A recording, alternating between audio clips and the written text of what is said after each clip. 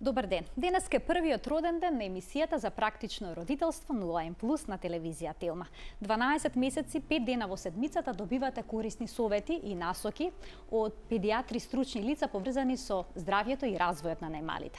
Обработивме навистина многу теми, како што се доење, измолзување мајчино млеко, дохрана и исхрана кај бебињата, како изгледа нормална столица кај дете, покачена температура, типичен и атипичен развој, созревање на говорот, безбедност во домот и сообраќајот и уште низа други области кои што создаваат секојдневни дилеми кај родителите.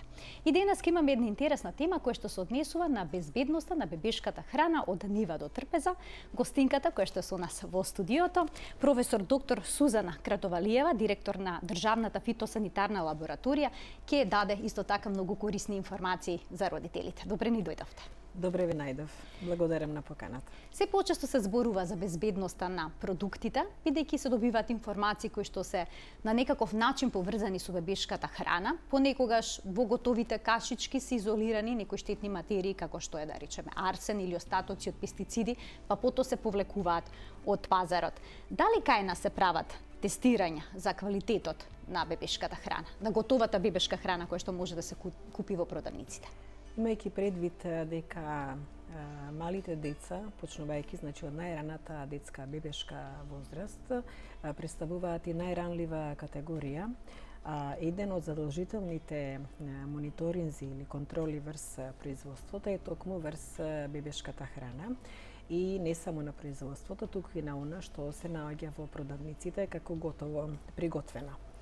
На иницијатива на Државната фитосанитарна лабораторија, каде што јас работам, и во соработка со останатите институции кои што се дел од системот за безбедност на храната, изработени се контролни годишни програми, според кои се земаат во определен временски рок од определени места, а понекогаш и по најава во случај на некаков сомнеш, ако постои, примероци кои понатаму се анализираат во лабораторијата кај нас. Секако дека се случува да се констатираат одредени недостатоци, недоследности во смисла на отстапки.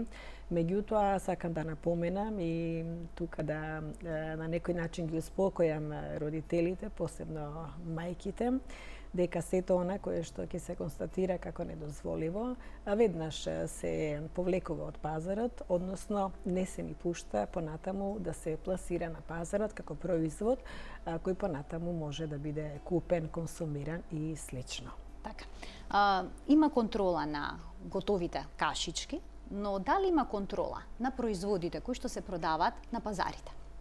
Се прават контроли и на производите сирови зеленчуци, овошја кои се продаваат почнувајќи од зелените пазари, преку пилјари, преку продавници специјализирани само за овошје и зеленчук, понатаму преку ланецот на супермаркети, каде што исто така сега сме сведоци дека во последните години се воведе таква пракса како во западните земји да се купува овошје и зеленчуки во супермаркети и таму се прават контроли конкретно најмногу за контаминенти во храната.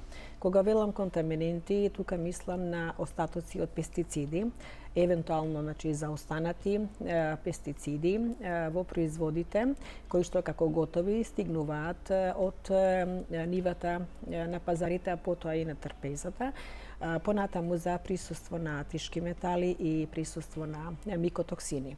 Секој од овие контаминенти кои што ги наброив сам по себе представува голем ризик и е многу штетен, не само по здравјето на детето, туку севкупно влијае на неговиот развој и на имунолошкиот систем, кој сами знаеме дека започнува да јакне, да се развива и да се гради уште од најраната возраст. Поради тоа, ваквите контроли, кои можам да кажам дека се со одреден број во текот на годината и за кој апелирам барем кога станува збор за храна која што се користи за малите деца и за бебиња, тогаш треба многу пофреквентно, многу почесто да подлежат на контроли.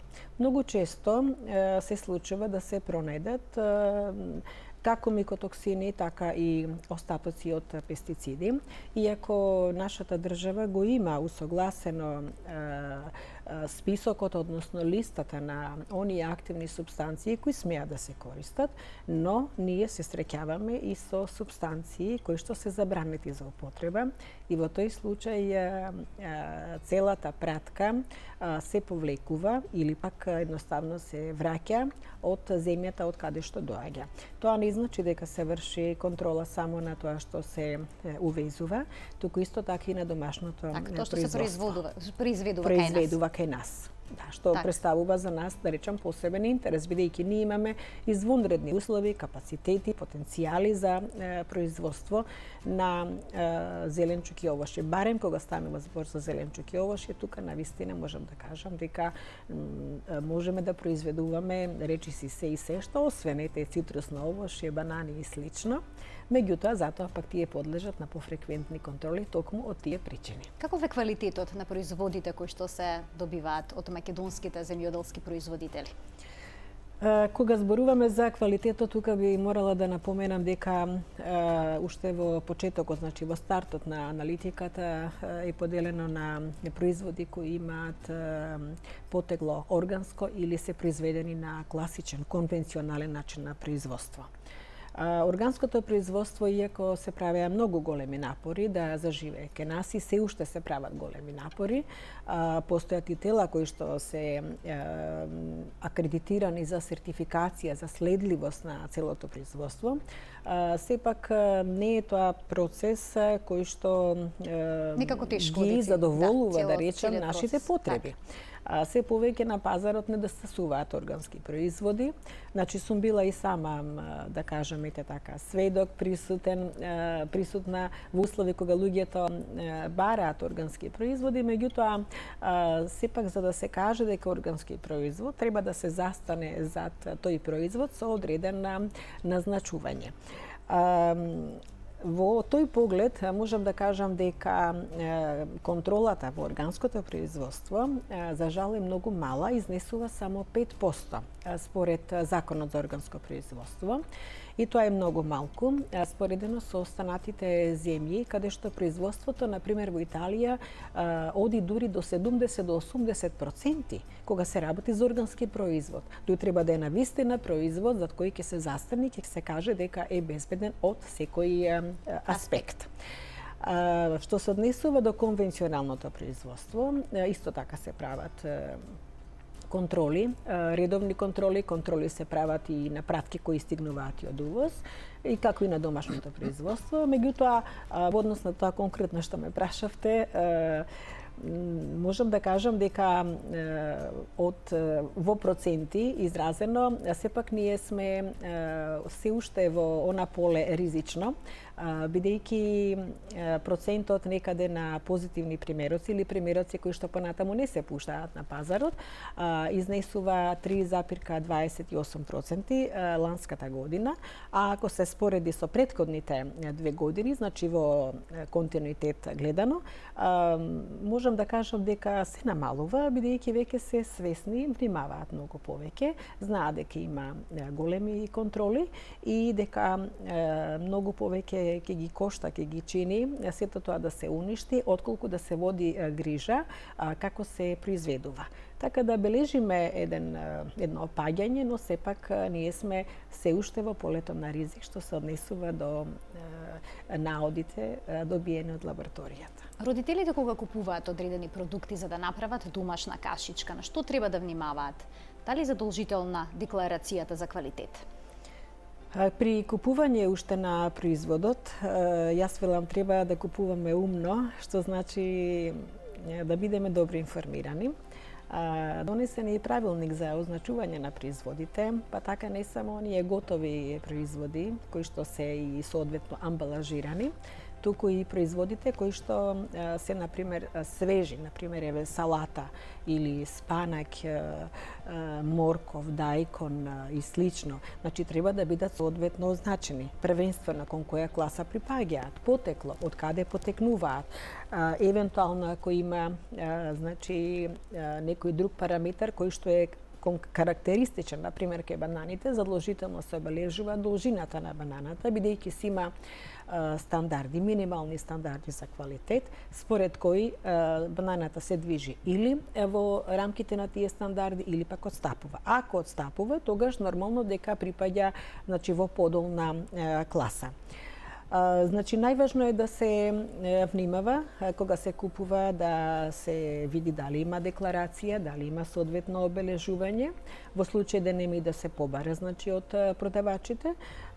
Се уште кај нас, тоа да речеме во период на заживување, тоа го приметуваме во супермаркетите дека почнува, бидејќи повторно велам, со воведување, значи, и акредитација на тие методи, и самите супермаркети веќе стануваат свесни кога купуваат да биде тоа придружено со такви сертификати и извештаи за квалитет, бидејќи во тој случај не им останува само соодветно да ги амбалажираат и означувањето да биде согласно добиениот извештај.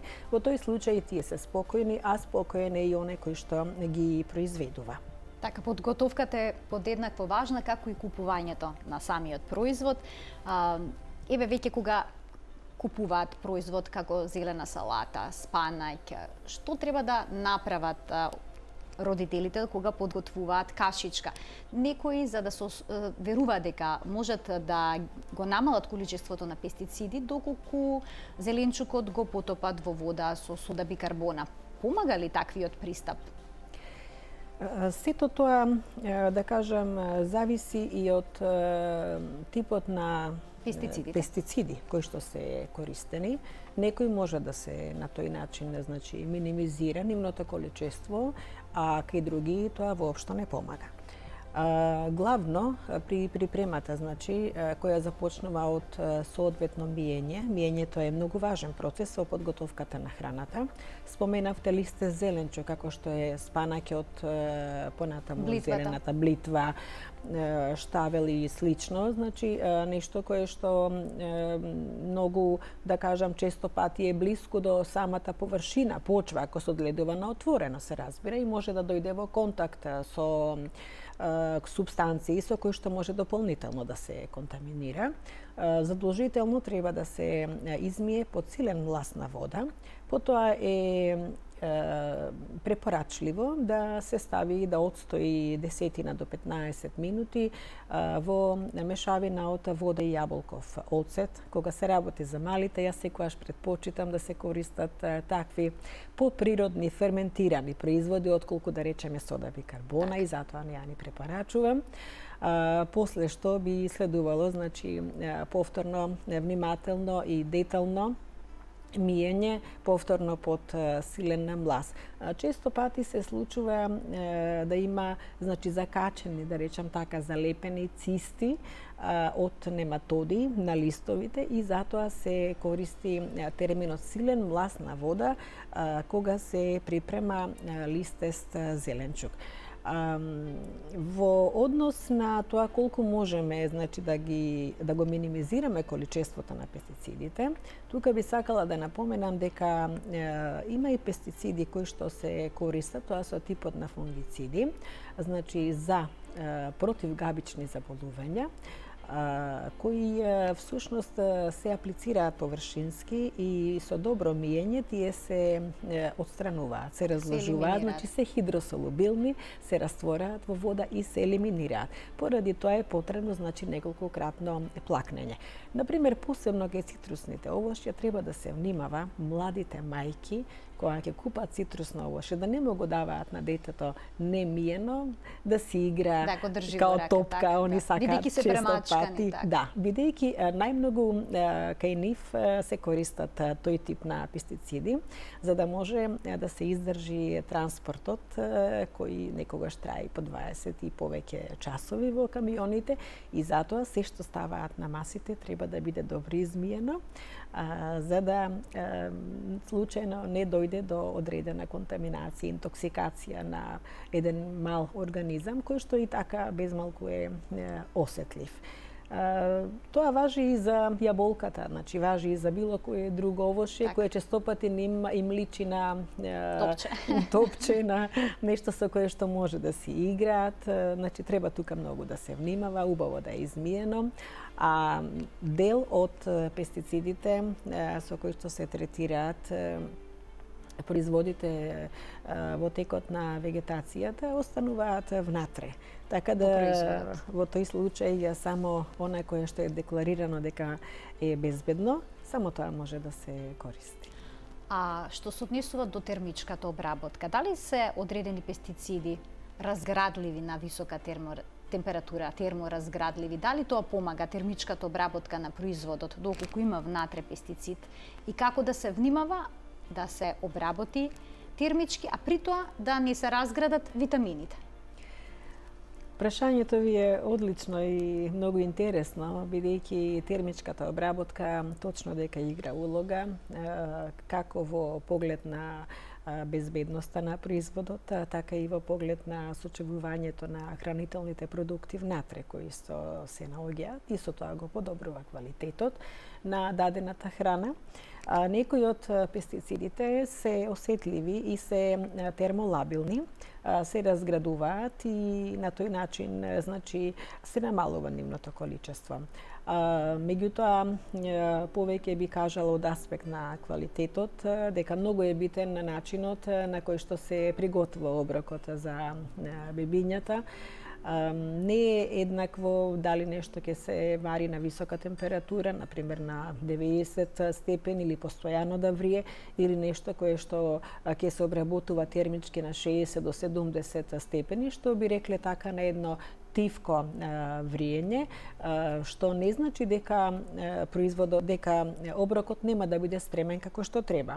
Значи се препорачува така спремање на таква температура измеѓу 60 и 70 степени.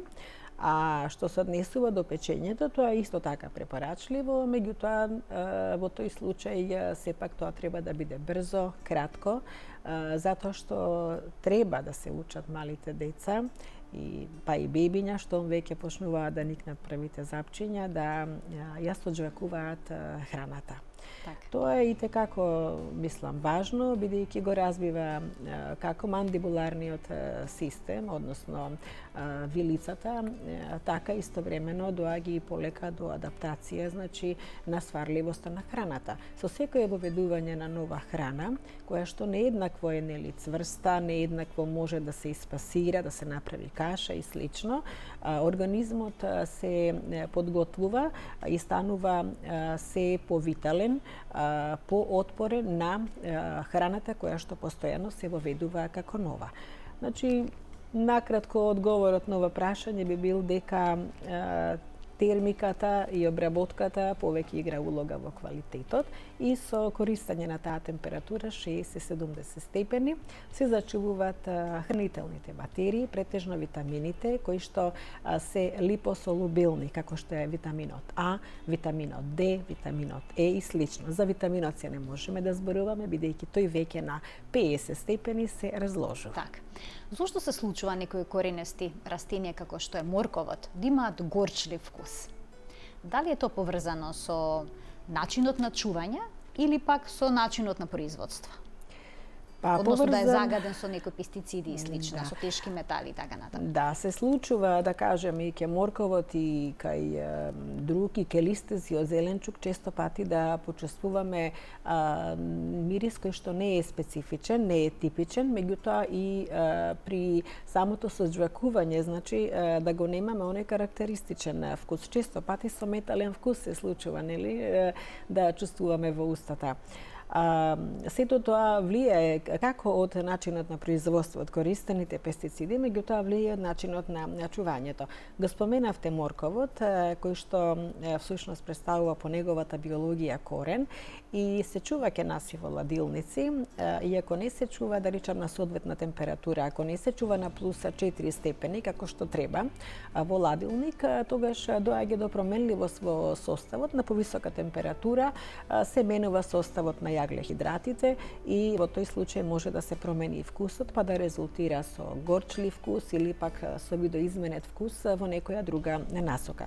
Поради тоа е многу важно и како совет кон младите мајки секогаш кога се купува земјоделскиот производ, дали е овошје, дали е зеленчук, дали се тоа готови производи кашички, да внимаваат дали се чуваат на соодветна температура. Треба да се купува од места каде што се соодветно разладени, бидејќи само тогаш може да се сочува квалитетот кој што е деклариран на самото пакување, односно амбалажа. Дали е неопходно плодовите како јаболкото секогаш да се излупат пред да му се дадат на детето? И зошто е тоа важно? Само во случај кога се, да кажам, користени некои пестициди кои што се растворливи во вода, тогаш не треба да се лупи. Во останатите случаи треба да се излупи задолжително јаболкото, иако, да кажам, во целиот плод, ако има пестицид, има во целиот плод. Меѓутоа, за да ги заштитиме, би кажала дека во лушпата има и други хемиски супстанции, како што е, например, пектинот, кој што е полисахарид и кој што тешко е разградлив во бебешкото, во детското стомаче. И со оглед на неговата структура, од тој аспект би требало да се лупи, иако некој ќе каже дека витамините се наоѓаат во лушпата. Дел од витамините се во лушпата, и тие ја даваат обојувањето, го даваат, например, пигменти од типот на ксантофили, каротиноиди и слично.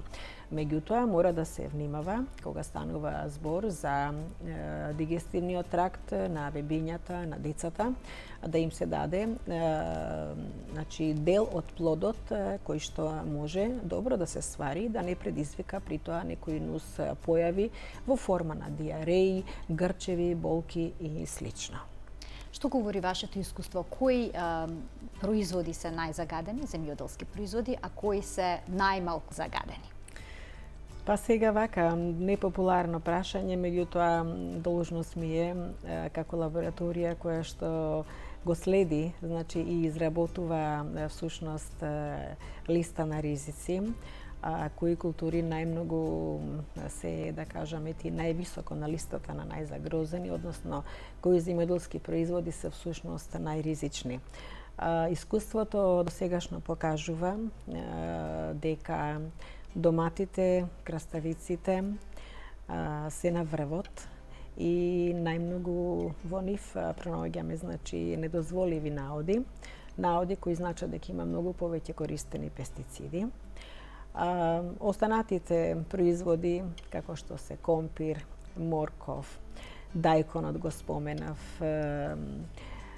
листестите зеленчуци, скоро и речиси да не наоѓаме недозволиви наоди, па поради тоа и повеќе се препорачуваат и се дел од оброците кои мајките ги припремаат за најмалите.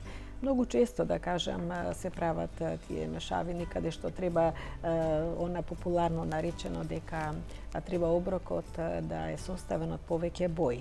Тоа е заради тоа што секој еден оброк со различна боја, значи си има и различен состав на пигменти, на витамини и слично. Така. И сосема на крај, бидејќи немаме време, што препорачувате каде родителите да купуваат земјоделски производи? Родителите да купуваат само во продавници каде што има задолжително декларација, каде што има јасно обележување, каде што има соодветни услови за чување. Во спротивно не препорачувам купување. Ви благодарам што бевте дел од 0N+, особено на првиот роден ден и што споделивте на вистина корисни информации со оние кои што имаат мали деца. Благодарам на поканата и ви го честитам јубилеот. Благодарам. Се гледаме повторно. Тука го заокружуваме денешното издание. Гледајте не секој работен ден од 12 до 12:30 на телевизија Телма. Пријатно.